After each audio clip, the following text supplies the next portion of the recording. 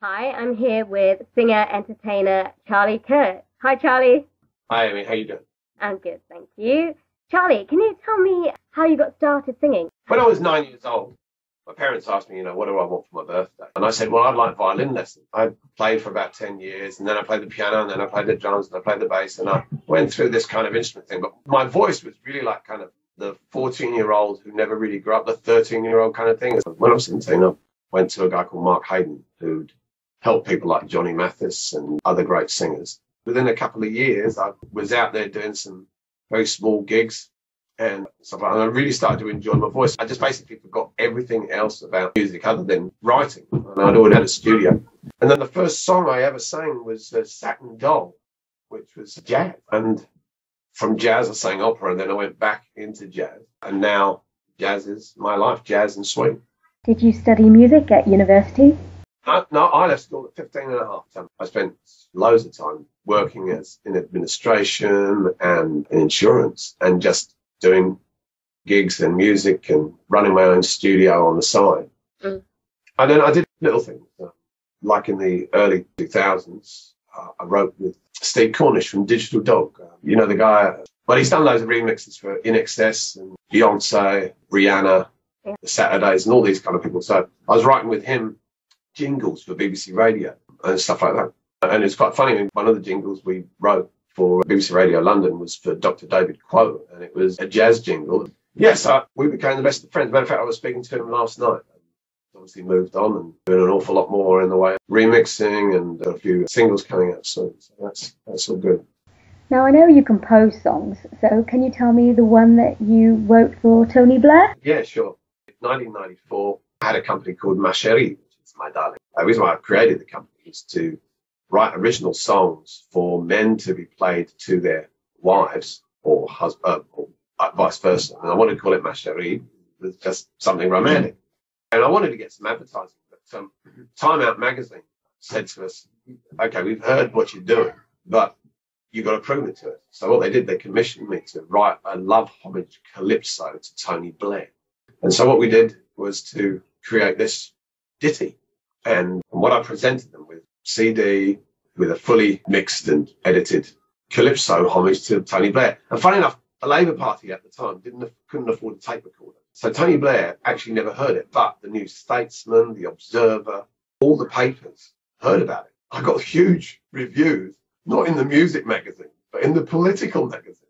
They all thought it was incredibly funny that some guy would write this love homage to Tony Blair. When this came out, Channel 4's Big Breakfast with Chris Evans and Danny Minogue was on it. And I also had a band called Stream at the time. We basically sang it at 1 minute to 8 on that morning. They started us off at something like 20 or 30 seconds late.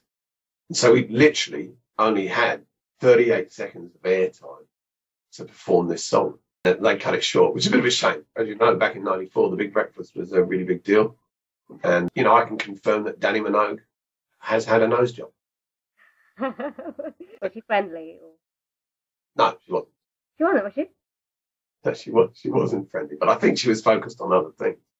And she wasn't a kind of professional as she is today. She wasn't as polished. She said, this here band, what an introduction, Chris Evans, however, was just unbelievably friendly. And he would put on accents and he'd go, welcome to my show.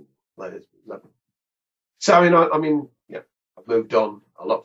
And I'm sure Danny's got older and so have I.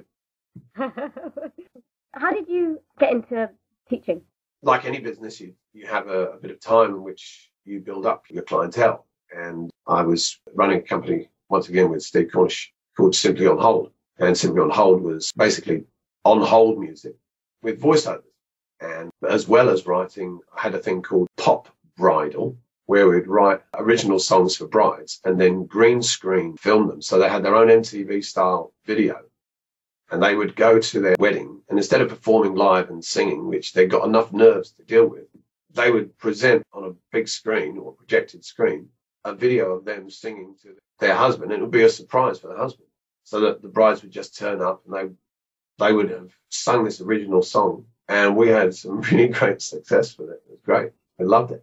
Whilst that was building up, I thought, okay, well, I'll throw in some students. So I started to teach 5 students, and I got a bit of experience there. But when I came over to New Zealand, I had no company. So in February of 2007, I just started to hand out flyers, put a bit of stuff on the internet, and over a while, I just started to fall in love with teaching. And one of my students is the lead singer of the New Zealand Under-18s Youth Jazz Orchestra. And he's been that for 2 years running. So, out of all the voices in New Zealand, my little jazz voice, Simon Jones, is the man.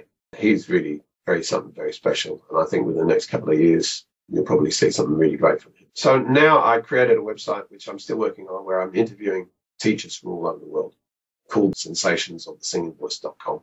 And that has interviews with teachers who've taught Michael Bublé and some of the singers at the Metropolitan Opera. So I've got a whole range of wonderful singers who are participating in that website. What was that website called again? Sensationsofthesingingvoice.com.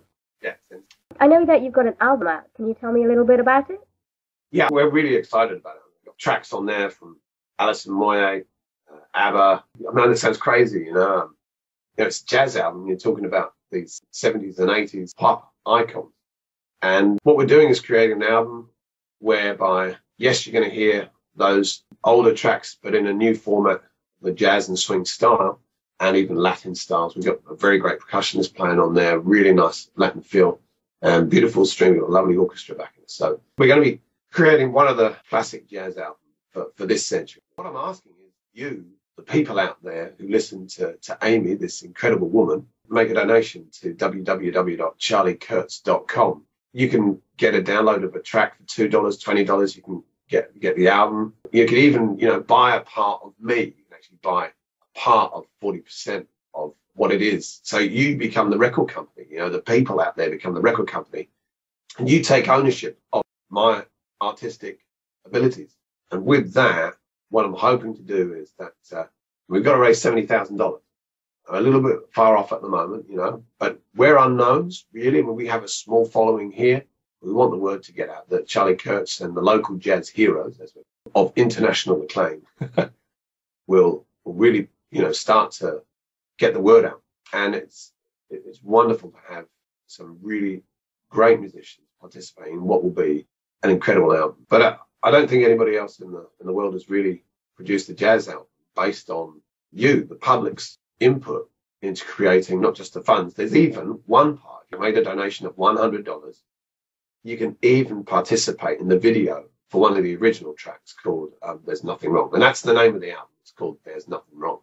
So, yeah, I'm very, very excited about the album. Very excited what we're doing. You can see I'm actually in the studio right now, just waiting to record a portion of that a little bit later on today. And we're going to be writing a little bit as well with Andrea Robinson, she's a very good arranger. What was the real honour? Unfortunately, he's had to, because of health reasons, pull out. But I've got one of Russell Garcia's last arrangements of East of the Sun, which we're going to include on the album as one of the tracks. He said to me that he possibly won't be writing or arranging for anybody anymore. For those of you who know Russell Garcia, he's written for Julie London, Ella Fitzgerald, Sammy Davis Jr. And he came here about 40 years ago to New Zealand. That's just one of the artists who've actually participated and contributed. I mean, I feel so blessed. I mean, Russell Garcia, who you have to pay the guy millions of dollars, so to speak. So please, public, get involved. Listen, I wanted to thank you anyway. I've had $500 from a guy in France, $500 from a guy in America, $500 from a guy in England, and another $500 from another guy in England. In fact, all I'm looking for is about 130 people around the world put in $500. And how do people get involved with that if they want to participate? They can use PayPal or credit card. They just go to www.charliekurtz.com and they put in their credit card or they pay by PayPal. It's very simple. They can do 2, 20, 100, 200, 500, 1,000, 2,000. And if they want to pay me 2,000 twice, I'm more than happy to give them 8 portions of 40% of the profits from the release of the album. So, yeah, it's really, really coming on. And we're very excited.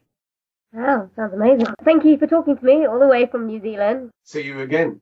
Thank you very much, Charlie.